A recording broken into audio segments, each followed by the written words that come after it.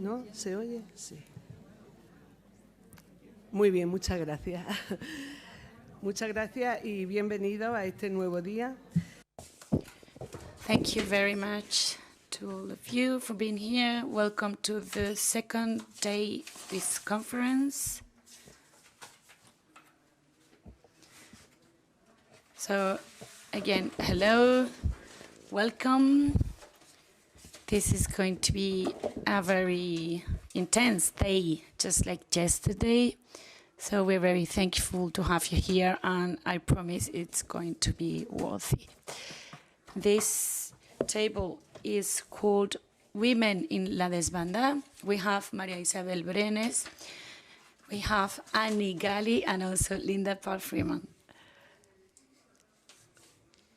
In the second title about public policies, integrated public policies on memory, it is there is a reference to women as important players on the fight for democracy, solidarity, and equality. And I quote, "In these struggles and suffering, Spanish women played a key role because they were active subjects in the intellectual, trade union and political life in our country." So during war and during the dictatorship, women suffered violations, insults, rapes, punishments for their public activity just because they were women, or just for being because they were wives, mothers, or daughters of retailed persons, retailed men. So they suffered the oppression because they had tried to use the right to go beyond the traditional rules. So their contribution to the historical memory has to be acknowledged. But not only the Spanish women were such important players during this period of history, we also have their political and solidarity contribution at international level. Listening, paying tribute is our duty now. The history has to show how we are a part of the fight of the struggle for democracy, and to do so we have today here these three women that are going to talk us about women of the past also. So first of all, I'm going to give the floor to María José Brenes, who holds a PhD in the Faculty of Philosophy at the University of Granada in the Department of Contemporary History. She leads different research programs. She has a thesis with the highest mark about the anti-Francoist opposition in Granada from 1939 to 1950. She is technician archaeologist, and she's been researching on several mass graves in Andalusia, in Granada, Malaga, Huelva, Seville, and Cádiz. She is the author of 15 papers about the period of the Second Republic, the Civil War, and the Franco regime. And we can highlight this paper on the new sources for research on this topic. She has created, together with Fernando Arcascubero, Andrés Martín and Ana Díaz Sánchez, the exhibition Exodus from the road from Malaga to Almería, and she is member of the scientific committee of La Desbandá, 1937, from Malaga to the Pyrenees. which was inaugurated recently in Unicaja in Malaga. And the title of her intervention is Feminine Repression when Coming Back from the Escape, from the flight.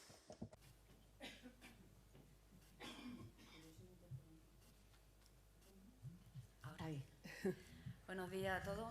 ¿Se me oye bien? Perfecto. Bueno, en principio quería dar las gracias por la asistencia y... Good morning, everyone. First of all, thank you very much for being here, and thank you to the organizers for the invitation to be here and to share this table with my colleagues here. I won't take much time because we have to be very serious with the time. So if you were here just today with Rafael, with the intervention of Rafael, you will see the pictures are the same because we are doing the same research. So, and if you weren't here, then you will see the pictures for the first time. Well, in 1937, as you knew, the troops were trying to take Malaga with a very fast advancement. And in Malaga, there were refugees from all the provinces of Western Andalusia already arriving. So there was a great number of refugees that had to be accommodated somewhere. They used the cathedral to do so. This decision was quite criticized by the rebel forces. And later on, by February 1937, Malaga was already completely occupied by the rebel army. And the only way out was the road of the coast that goes to Almería, and at the time there was also the cruiser ships bombing the population and also the planes. The advancement of the rebel army was so fast that they reached the people fleeing very, very fast. So the 7th February was the day where most of the people left, even though there had been all people leaving the city a little bit before also. This is a document that shows how in Malaga there were not only refugees from Malaga, but here we have a detention of a family with only one man.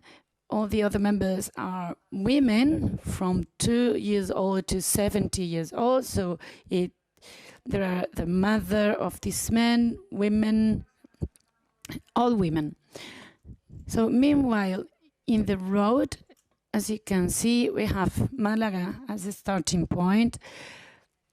And in Malaga, there is already people decided to take an alternative way, and they go through they leave the road through the way to Las Alpujarras.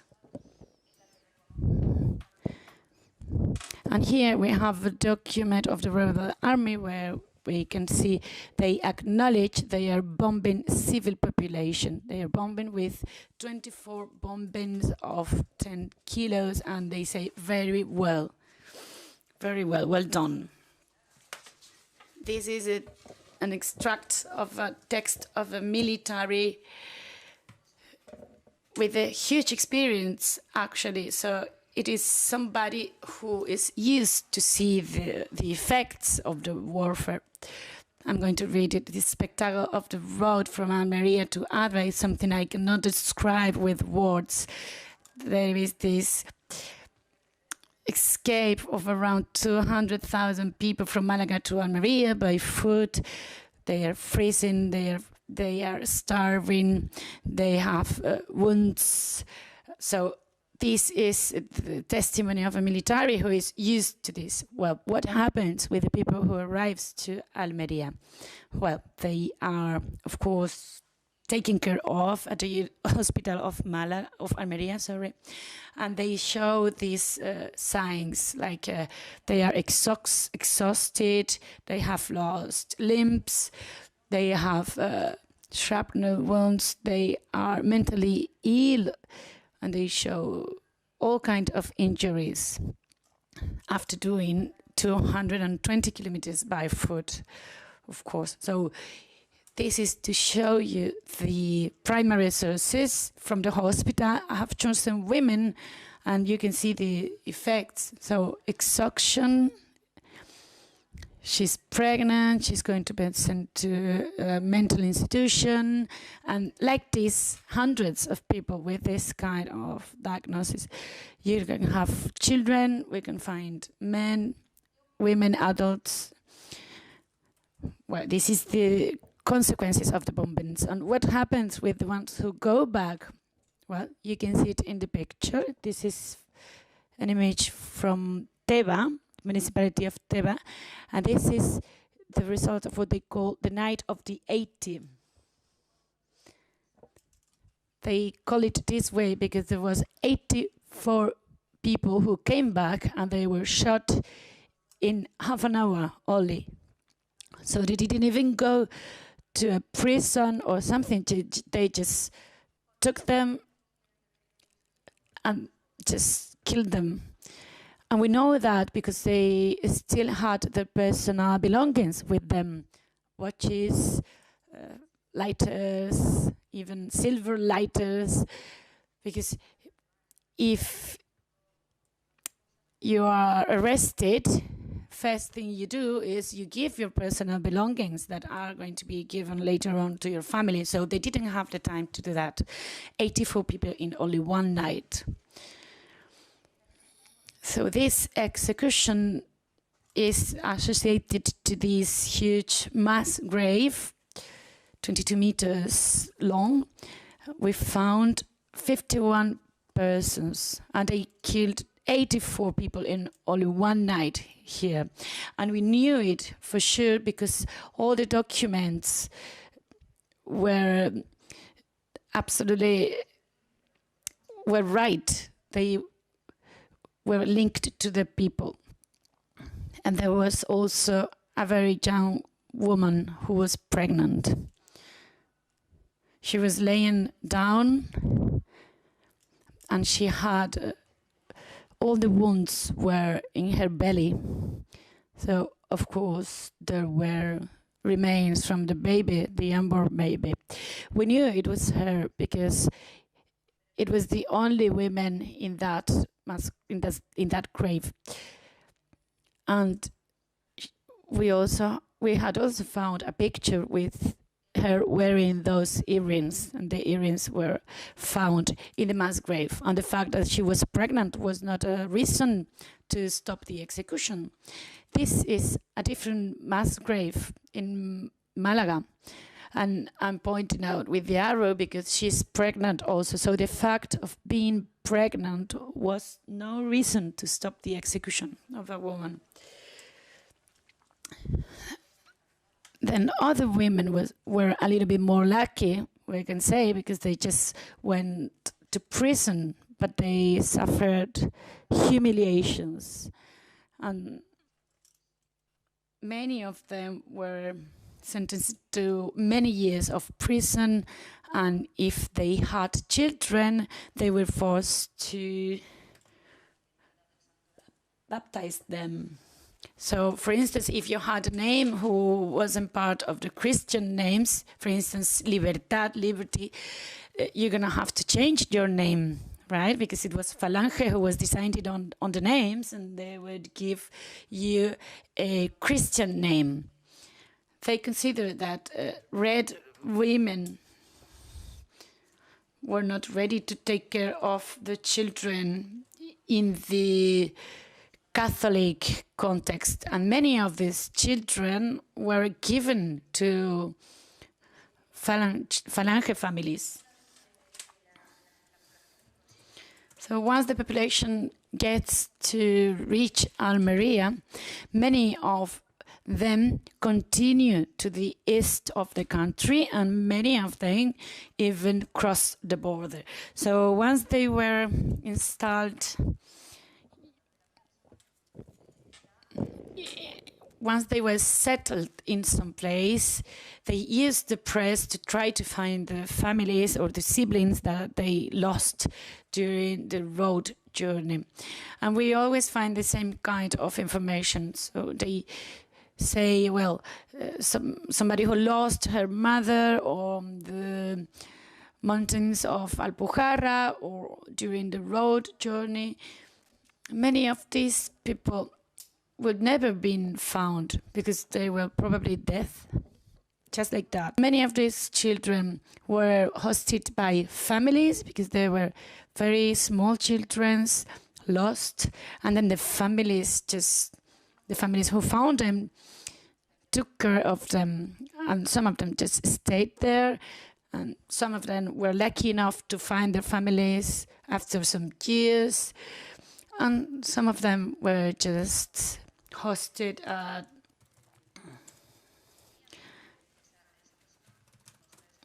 at institutions, and they tried to make announcements in the press to say, well, we are here, we have these children, they come from Malaga, and we don't know whose families are, where are their families. So we make this announcement, and we just hope that the family finds some information, something that leads them to recognize their children. So this is one of the consequences also of this massacre, what I consider a massacre. Thank you very much.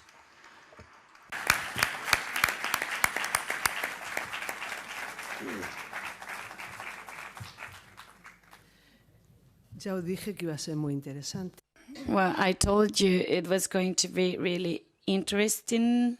We're going to continue now with Linda Palfreeman. She's a professor at the Humanities department at the University Cardenal Estreda in Elche. Her main research field is the development of health and humanitarian care in the warfare, especially in the Spanish Civil War. So this research has led to many publications and participations in national and international lectures and events. She is a member of the project Transnational Medical Action.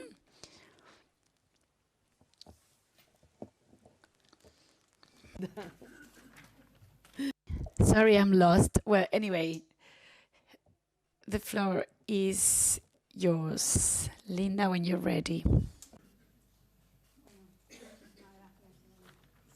Espera.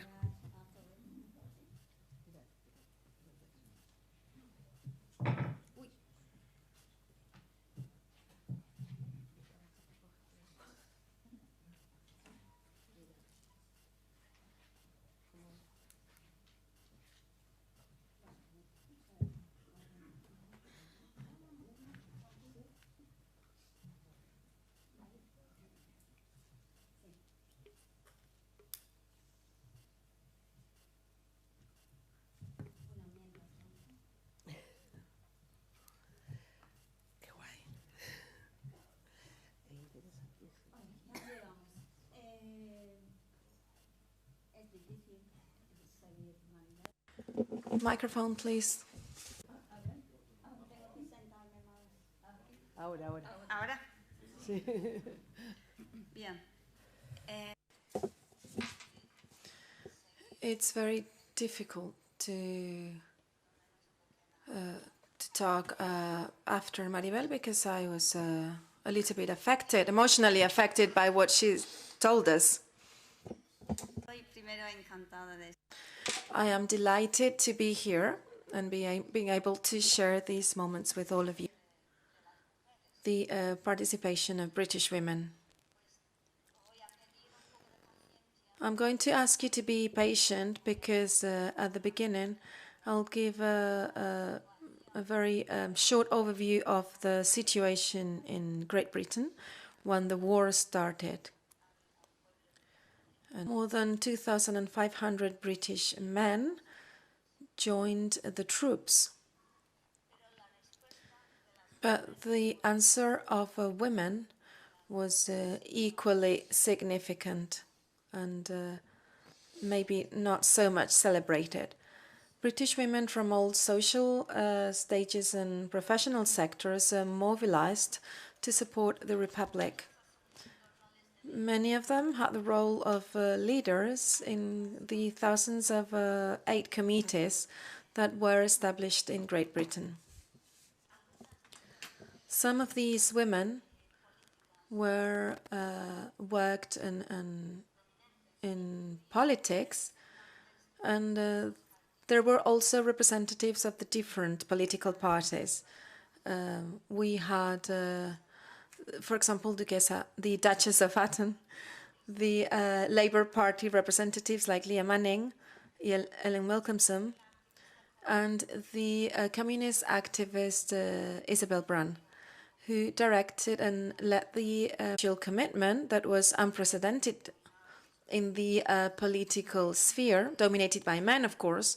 These women crossed all borders of political parties supporting the Republic, and they could represent the British people and convince them so that they would take an active role in this process of support.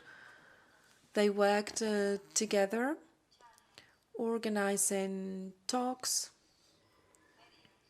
fairs, parties, and all kinds of activities.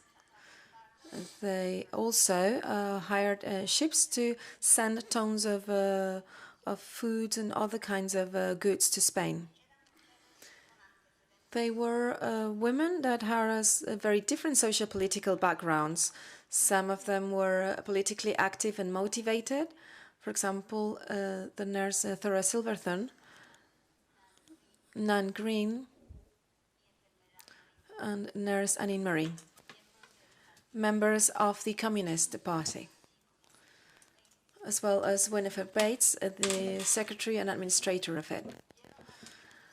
They saw the fight and these in Spain as a big opportunity to stop the fascist wave that was going through Europe, and they took the very brave step of offering themselves as volunteers in the those dangerous areas in Spain, showing great bravery, courage, and commitment, incredible ones at a time when most of them had not even traveled abroad. And of course, much less in the front line of a faraway country that was being damaged by the Civil War. Some of them, like nurses Fashion Staton and Penny Phelps, declared their support to the Republic, and they were very highly motivated, inspired. They were inspired in the initiatives to improve the situation of women, and also trying to solve the miserable way of life of the poorest classes and sectors. Some others had humanitarian reasons for it. They wanted to ease the suffering of injured soldiers and the civil population. Some of them worked in the ambulance unit of the Spanish Medical Aid Committee.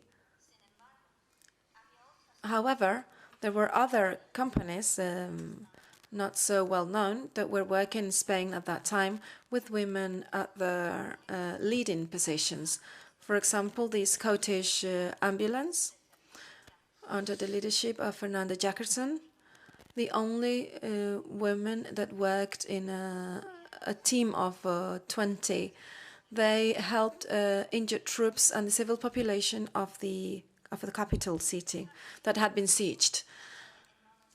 Another mission in the hands of women was the evacuation of 4,000 Basque children to Great Britain during the bombing of Bilbao. Leah Manning, it is Pine. From the Friends Society, they helped to organize the expedition. Women also played an important role in the caring of children when they were taken to Great Britain. One of these women was Frida Stewart. Stewart belonged to a wealthy family from Cambridge, and she had a very high social awareness, and she worked tirelessly to Spain to help to send some aid for the Republic. When Sir George Young asked her to drive an ambulance towards the south of Spain after the fall of Malaga, she didn't doubt it, and once here she stayed to work helping the refugees. The uprising had been taken to an end, and it stayed under the control of the anarchist syndicalists of CNT and the SFI. But before the rebel assault, panic just disseminated along the population, because they had known about the atrocities done when the nearby villages had been occupied, and they had heard the atrocious menaces and threats of the general, which seemed to be so dangerous. So many saw these flight from the city as the only hope for survival, and this desperate action, as you all know here, was going to mean one of the greatest, one of the most terrible atrocities of this fratricide war. As we know, thousands and thousands of citizens escaped from the paths from Malaga to Almeria, and they became a very easy enemy to bomb by the rebel that had been trained on the coast.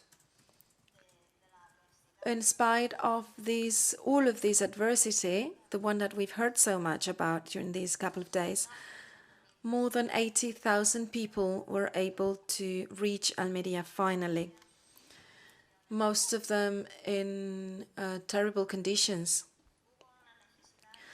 There was an urgent need for health assistance and humanitarian assistance as well, and that is when the ambulance of the British universities they left for the south of Spain. That was created by Baronet Sir George Young. This ambulance was commanded by Violeta Thurston. She was experienced working as a nurse and administrator during during World War I, and she was specially gifted for speaking languages. She spoke Spanish, Arab, French, and German fluently, and a little bit of Italian, Russian, and Greek. A little bit, right? So they thought that she wouldn't find it hard to communicate with patients and with the different military authorities during her stay in Spain. The medical team was formed nearly exclusively by women, including nurses Elizabeth Burchell and Dorothy Morris, and also with the cooperation of other exceptional women, such as Quaker representative Mary Arms. Right after their arrival, they set up a feeding post in the train station. They were denouncing the situation to their compatriots in Great Britain, and because they wanted to continue receiving these aid funds. One of the volunteers declared to the press, if people that had given the food could see those little boys with their whole face in a bowl of milk, eating that bread, they would feel they would feel totally compensated for what they had done. There was also a great need for health facilities for all those that had been, all those refugees. Under the direction of one of them, they set up a small hospital in the Villa María. That was a home that was seized by the mayor, and it was for them. It reached its full capacity, and they needed a bigger facility. So with the help of Dr. José Soriano Romera, the Spanish pediatrician that had just joined the team, there was a second villa, Villa San Juan, that became a hospital, and Villa María started working as a recovery home. Very soon, this hospital was too small again, so a nearby house, which was bigger, Villa Elena, became the new hospital. Many of the babies that were taken to the hospital had not been taken care of for a long time. So at the beginning, the death rate was very high. But with the care, this death rate was decreased, and epidemics were. The daily life was interrupted very often by this air formed nearly every day. However, nurses knew how to make those children enjoy the day. Her diary, she wrote that in a, I quote,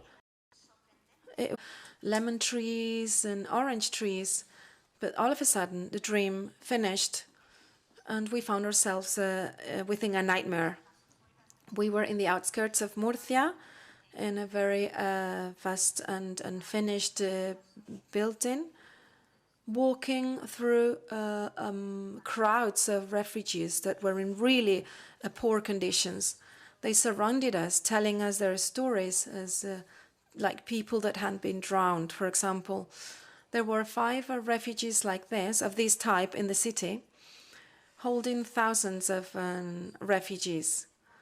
They were all terribly poor, dirty, and miserable. That's what Wilson wrote.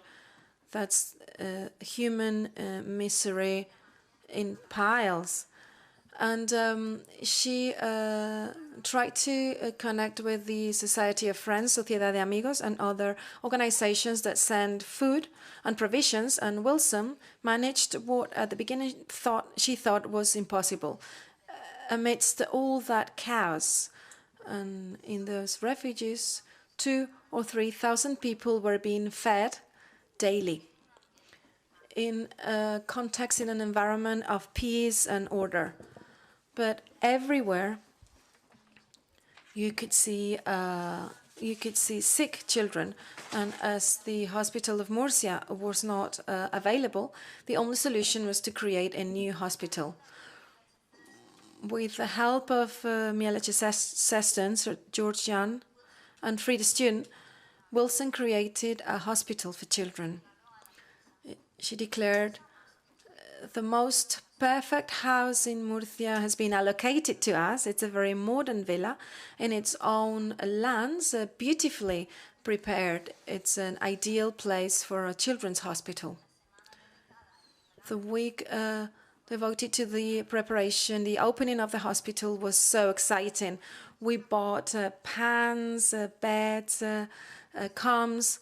Some local companies gave us porcelain, others gave us household elements. Chemists would give us medicines and other things.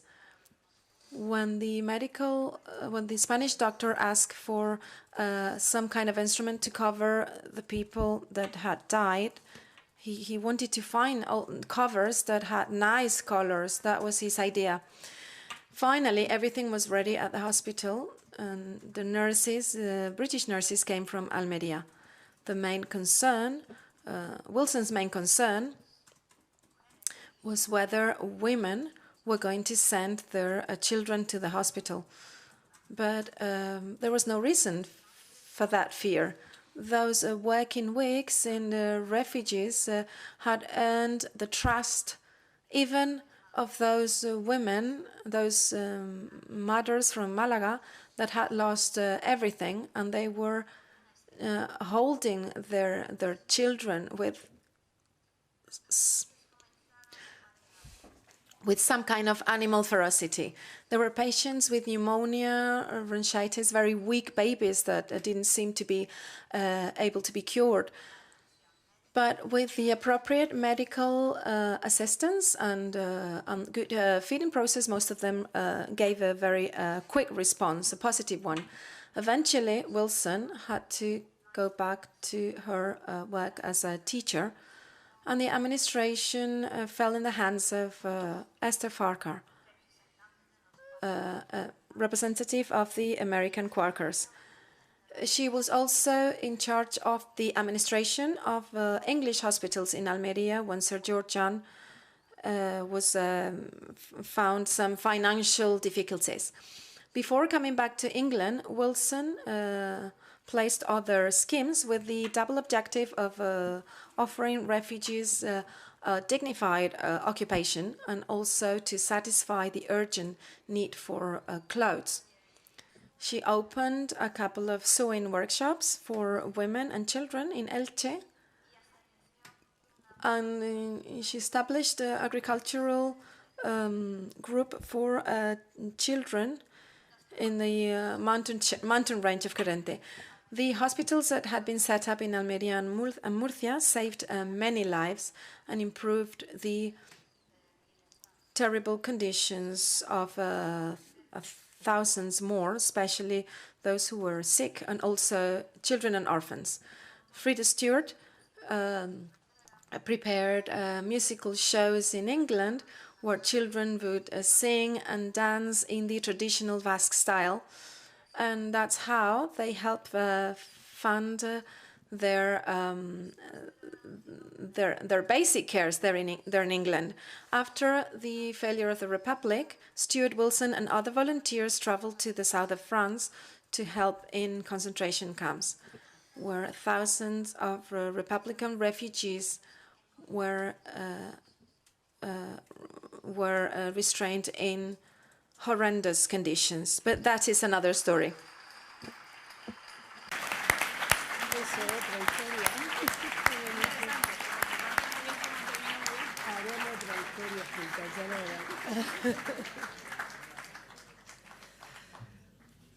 Muy bien, Linda. Muchas gracias.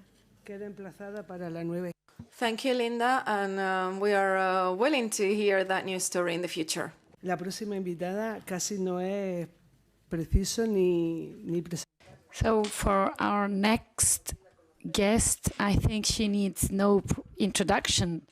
We all know her. She was in a very moving act yesterday, and she's going to tell us her life and the life of her family. She's the daughter of Republican survivors of La Desbandá.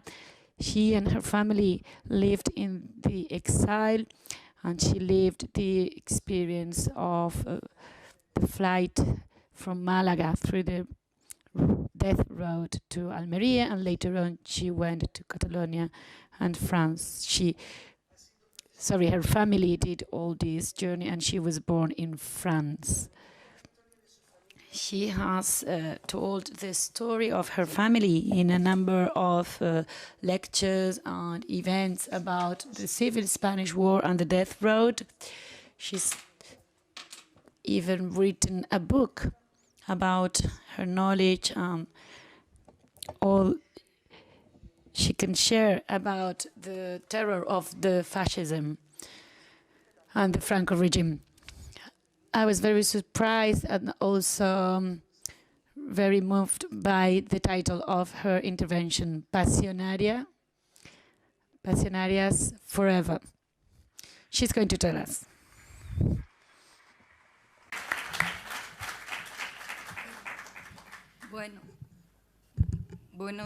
Buenos días.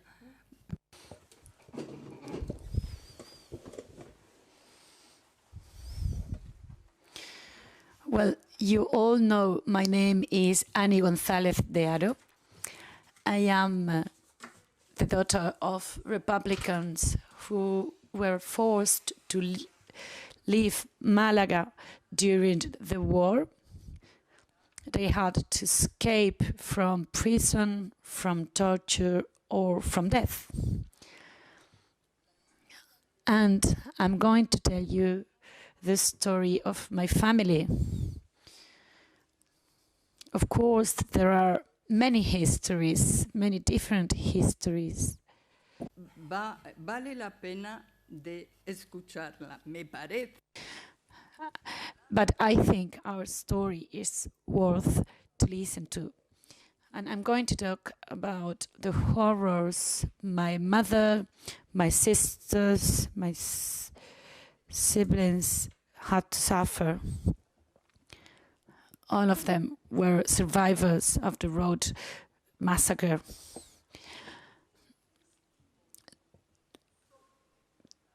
Today I want to share with you this testimony of the flight from Malaga in February 1937. Later on, the moment when they left Spain as well in February 39. And I'll talk to you about the exile of my parents, who were Spanish Republicans. And I will tell you about the terrible circumstances they had to live, the concentration camps, and many other things. Well, why they had to leave Malaga so fast? Well, my uncle, my mother's brother, Miguel de Haro, was a very well-known man in Malaga. He had some activities in the football club in Malaga, and he was, above all, he was a member, an active member of the Communist Party of Malaga, and he was also a member of the Republican militia. My family was from Cuevas de Almanzora, which is a small town in Almería, and they moved to Almería in 1920. It was a very strong family. They were very close to each other. When my mother was 14, she had to take care of her 5 siblings because her dad died. And when Malaga fell to the rebel army, with the help of the Italians and Mussolini, my uncle told the family to immediately leave Malaga because my family was threatened because of being Republicans, because they were considered Reds. And of course, they had listened to the claims of Capo de Llano at the radio. So the members of my family, with the children, the youngest one was only 5 years old. So they hit the road to Almería in order to escape from Malaga. Women had to flee as well in order to protect their children, but they didn't know the criminal trap that was waiting for them. And I have to tell you, the bombings were against civil population who had no help, no means of defense, and who was composed mainly by women, elder people, and children. And it is one of the episodes, the most bloody episodes of the Spanish Civil War with 5,000 death persons, and still not enough acknowledged and not enough known by the general public. So this was a nightmare that lasted 2 years for my family. My sister Margarita, who was 12 years old at the time, told me many times what happened in this road from Malaga to Almería in February 1937. They were shot, they were attacked by land, by air, and by sea permanently. And these attacks were made by the Italians, by the Germans, and by the Franco troops. Can you imagine for a minute that crowd of people with no help, with any kind of, no assistance, carrying their children lost, trying to find their parents who were maybe dead during the bombings? Can you imagine that? Can you imagine the shouting of the injured, the bodies, the corpses destroyed by the planes? So at the sides of the road there were corpses, and my mom told her children, do not look, keep walking, keep walking. My older sister Margarita has these images stick in her memory forever, and even until today, or because she's 98 years old today, and she still tells this story. She remembers this woman with her dead baby in her hands, this lost girl who was trying to find her grandma. Her feet were bleeding and she kept on walking. My pregnant aunt, who wanted to stop at the side of the road, but she had to keep on walking. They had to keep on walking to reach Almería. Starving, freezing, really scared. She walked during the night and hid during the day, trying to escape the bombings in this road. One afternoon, Margarita saw women who were coming back from a field with oranges. So she decided she wanted to go and look for oranges to eat something, and also because she was really thirsty, and for her family as well. So she said nothing to anyone, and she just left and went to pick up some oranges.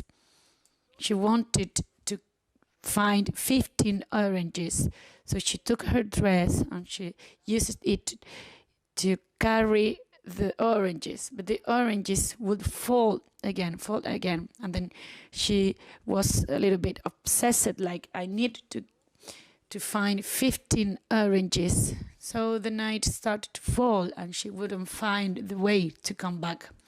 She started to cry and call upon her mother, Mom.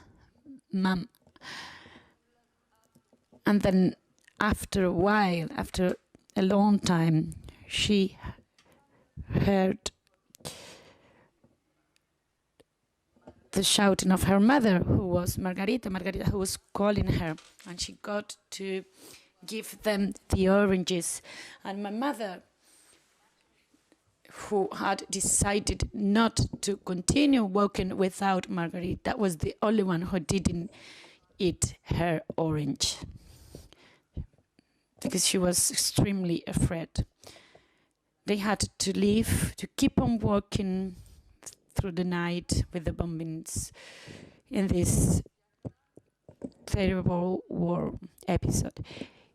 They took a week to get to Almería after more than 200 kilometers by feet with children. My sister Pepita used to say this is a very long way, very long journey. But when they got to Almería, they didn't know where to go because the Francoist troops would push them to advance. And they left to Catalonia because the father family was living in Cerdanyola, near Barcelona. And one of their uncles went to find them. So a new destination was here for them, Cerdanyola, where they stayed for 2 years. They were hosted in a tower, and women looked for employments, for jobs. My mom was really active, and she took care of the whole family. Children went to school, and besides, just next to the tower where they were living, there was the tower of Ricardo Sanz, a commander who was leading the Durruti column after the death of Buenaventura Durruti in Madrid. And they made friends with him between the refugees, the Andalusian refugees, and the Sanz family, mainly because the children of both families were friends.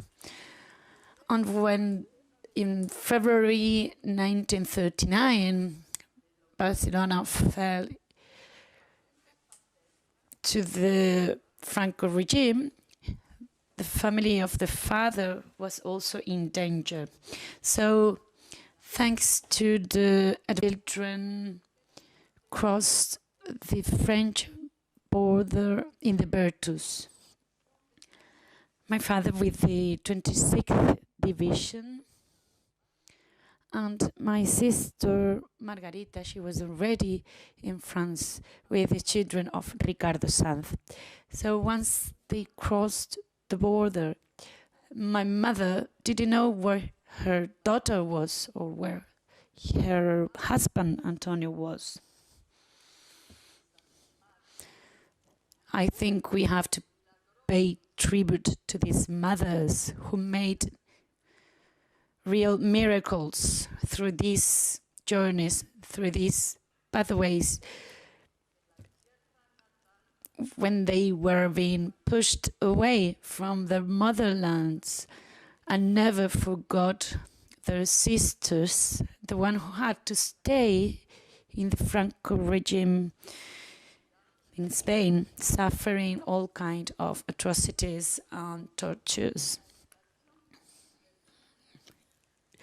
In France, in the Boulogne station, women and children were placed in trains, and some villages were open to host Spanish refugees, and that way my family, together with another family, they got out of the train and in Caceres-sur-Baron, 300 kilometers from the border, they were hosted. They were accommodated in a small church, in an abandoned chapel that was really dirty, really miserable. In this town, a part of the population thought that the rats were dangerous, and so the families had to move from many places. But then at some point they went back, and very soon in Caceres, my mum managed to survive with dignity.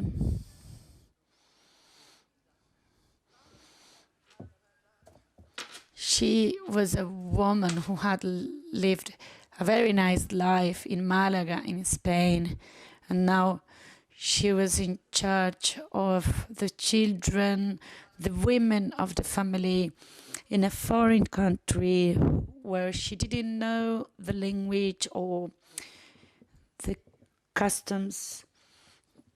But however, she knew very soon that if she accepted any job, any kind of work, cleaning, babysitting, sewing, then she would be able to recover her dignity. So she made unpaid or poorly paid jobs, but never mind, all women started working, even the youngest ones, and they didn't even have work contracts. Sorry, you have to know that if the refugees didn't have a working contract or a good conduct certificate, they would be sent back to Franco. And we all knew that that meant going to prison and suffering tortures, etc. So Margarita, my older sister, was in Bonac-sur-Ariège in 1939 with the children of Ricardo Sanz and nanny, who was called Flora Garcia. She was alone by herself. She was 15 years old and she didn't know where her parents were, either in France or in Spain. She started working in the major's house and she adopted the name of Margarita Garcia, sister of Flora, in order not to be rejected. She changed her name. So one day the major and the teacher of the school told her, "Your name is not Margarita Garcia. Your name is Margarita González. And we know we have found your father and we know who he is." So my father, Antonio González, when he crossed the border with the 25th Division of Commander Ricardo Sanz, he was interned in the concentration camp of Vernay-sur-Ariège. That was a disciplinary camp where the refugees were considered prisoners. And they had terrible conditions, unhuman conditions. They were freezing. The journalist Archaeologist, who was in Malaga in 1937, tells in her book La Lie de la Terre the horrible life they had in this camp, and why Margarita was in Bonac with the children of Ricardo Sanz. Well, the reason is that Ricardo Sanz was also in the concentration camp of Vernay, just some kilometers away from Bonac. So they took my brother and my sister and they took them to the concentration camp of Vernay so they could see their father at the other side of the fences. Our father was in a very bad condition, and so the major of Bonac asked the French authorities to leave him free and to take him out of the concentration camp, and he offered him a working contract in a farm, and of course he would be subject to these good conduct certificate. And I have the documents, all these documents from 1939. My mother, meanwhile, in Caser, she didn't know where they were, my sister and my father. And she kept on sending messages to the radio. She had the support of different associations, and luckily, once Margarita got to listen to one of these messages, and then they had to go through a lot of bureaucratic steps, and finally they found people who were willing to make work contracts for the whole family, and so they could reunite all the members of the family. But life was never easy for the Spanish refugee. My mother had an amazing energy. She was really brave, and she was somebody really appreciated and loved in the municipality of Caserne. And so she knew very well what it meant to strive to survive, to help the whole family and protect the whole family away from her home in Spain. Margarita kept on helping the Spanish Republic, sending letters from Ricardo Sanz, who was still in the concentration camp of Vernet, and getting these letters to go to Juan García Oliver and Aurelio Fernández, who were politicians in the exile as well, Republican politicians, but she had to stop because the French Gestapo denounced her. So she had to stop. And my sister Pepita has never told me about the war. She would just listen silently because she had a trauma. In February 1939, my sister didn't want to cross the border. She was carrying on her doll and her school books.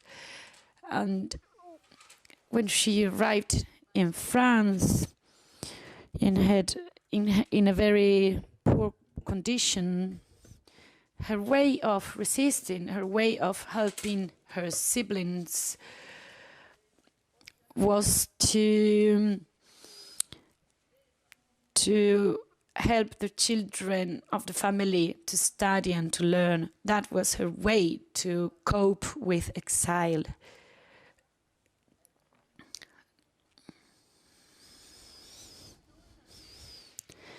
In 1941, during Second World War, that started in July 1936 in Spain, with the help of Hitler and the fascists, and Mussolini and the Italian fascists. My parents never told me about the suffering. They never told me about the huge pain of leaving their homeland or about what they went through at the concentration camp or at the exile. It was their way of surviving. They could never died in 1964, and Franco died in 1975.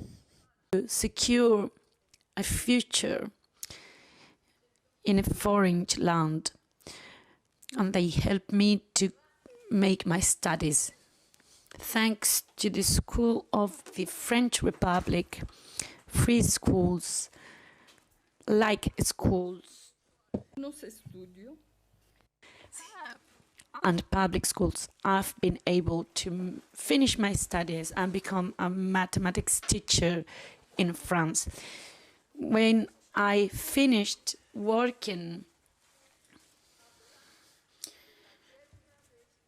when I stopped working, my principal mission has been to talk about this, to spread the word about this, to fight against the dictatorship and to fight for the republic, and to make public and make everybody know what happened in the death road and all the implications this had, not only in Spain but also in France. So today, this episode, the bloodiest of the Spanish Civil War, with 5,000 deaths, is not enough known. My uncle Miguel was imprisoned in Malaga in 1937. He was tortured. He was in prison for 20 years.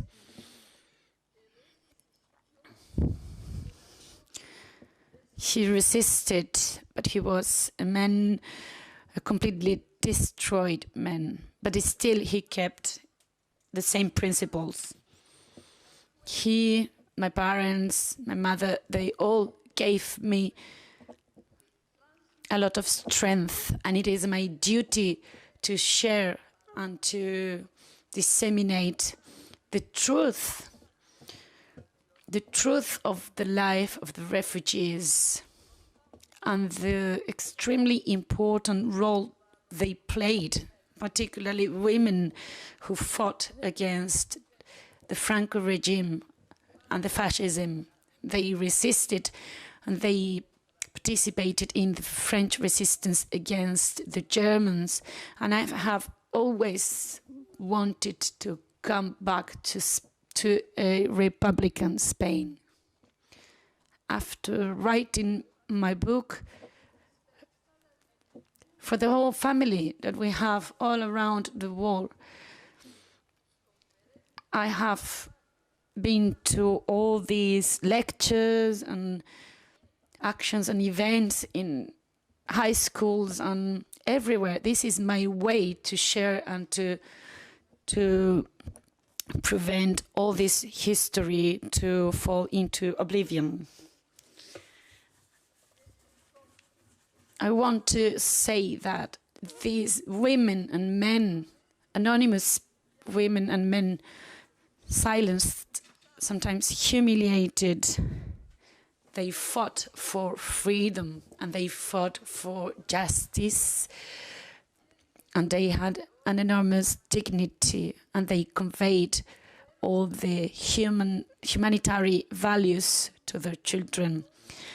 And it is important to mention as well that the testimonies of the survivors of the road from Malaga to Almería, from this testimony, it is absolutely clear and proved everything that happened in February 1937. These testimonies are absolutely valuable in terms of history, not only for the Spanish history, but for the whole humanity history. And these stories are the evidence that can lead to the truth and to justice. We cannot forget and we cannot deny the dictatorship from Franco, who had stolen the words of the victims. History cannot be built on the base of oblivion and silence of the victims. This testimony is a tribute to my parents and to all those who lost their lives on the sides of the death road. This combat, this fight for freedom and for justice cannot be forgotten. We have a duty of sharing this historical knowledge. My book is this written testimony this written trace. And please do not say the death row didn't exist, because I have to say what happened. I really appreciate the invitation for being here.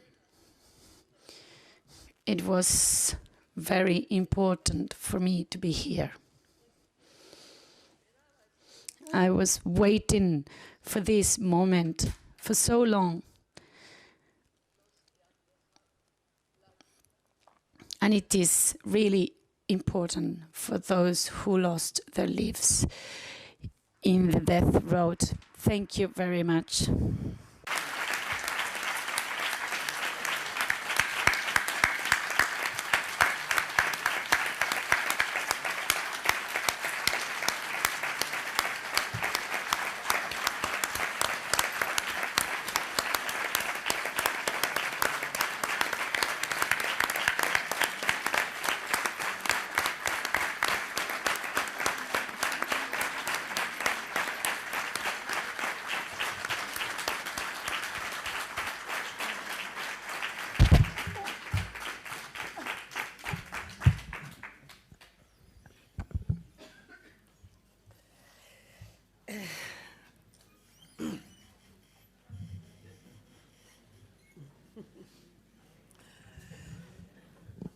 Bueno. Well, we're trying to recover ourselves from these, after this talk. Thank you so much, María José, for having helped us. And thank you. Yeah, I'm a little bit lost for words right now. Okay, my colleagues are saying that, we've made the effort to stick to the time available. And my colleague Paco is saying that we have a little bit of time for a couple of questions. I would like to finish thanking our collaborators, and that's all. Well, two questions. Eusebio, for example. 2 or 3? Okay, 3. Three questions, and then that's it.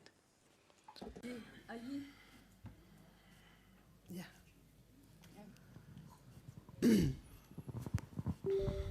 Hola, muy buena. Agradeceros la...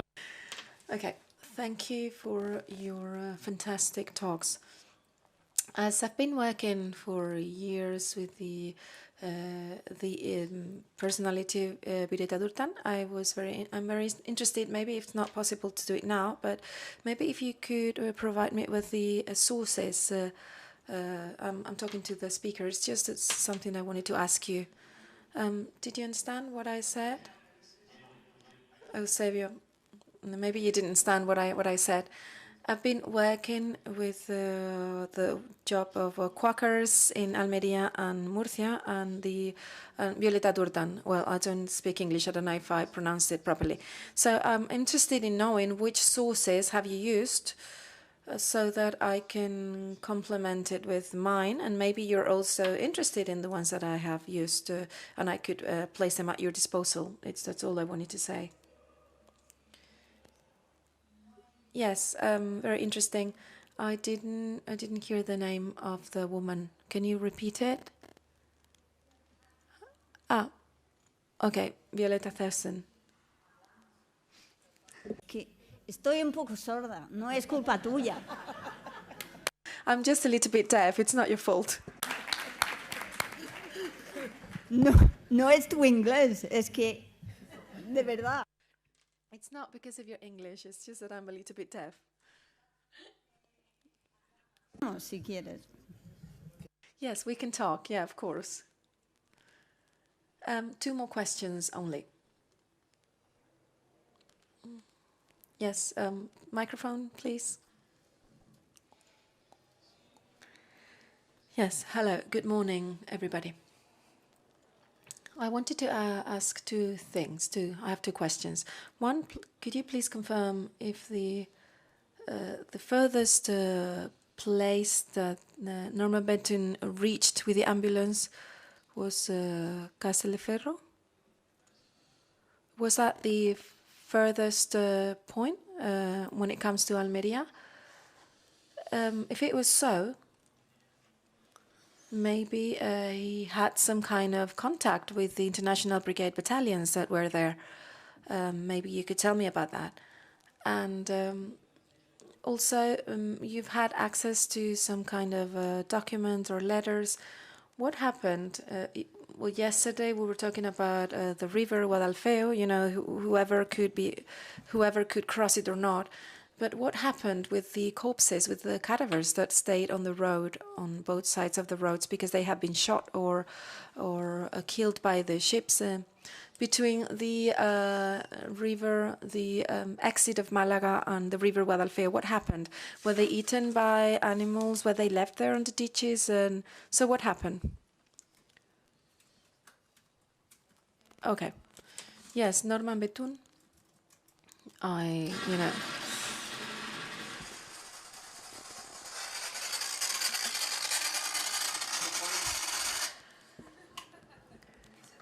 Okay, that was very scary. ¿Sí o? No.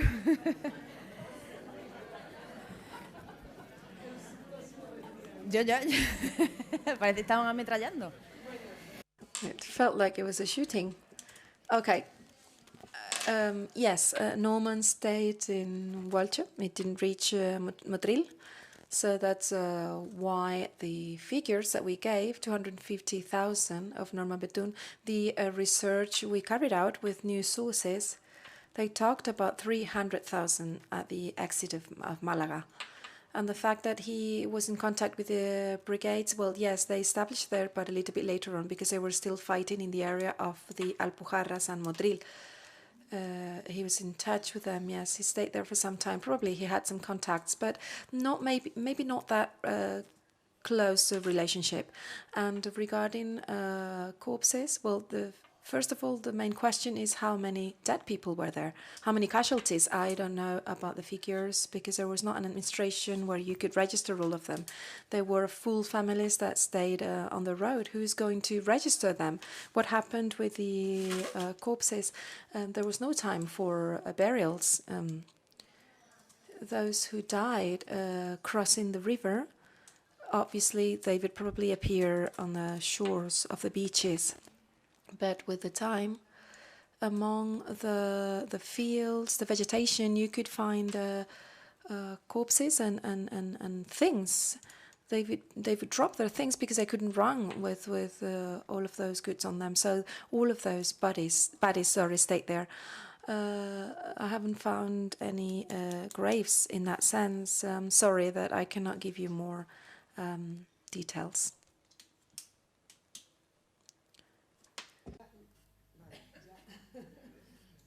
Okay, this is the last question, please.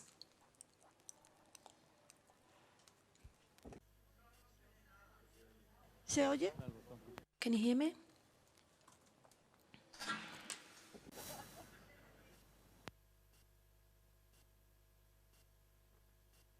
Hola, sí.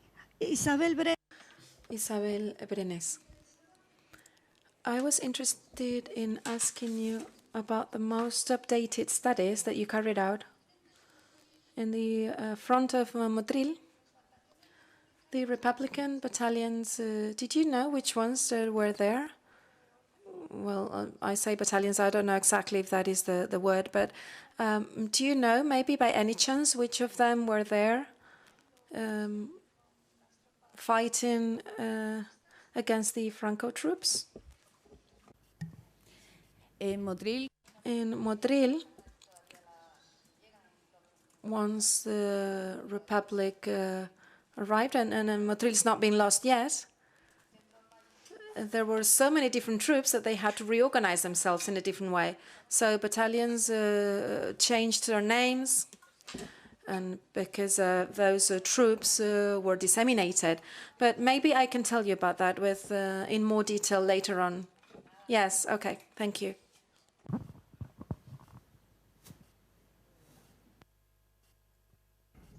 para que veáis lo disciplinadas. You know, you can see how disciplined we are, and we are arranging to meet outside to provide answers to your questions.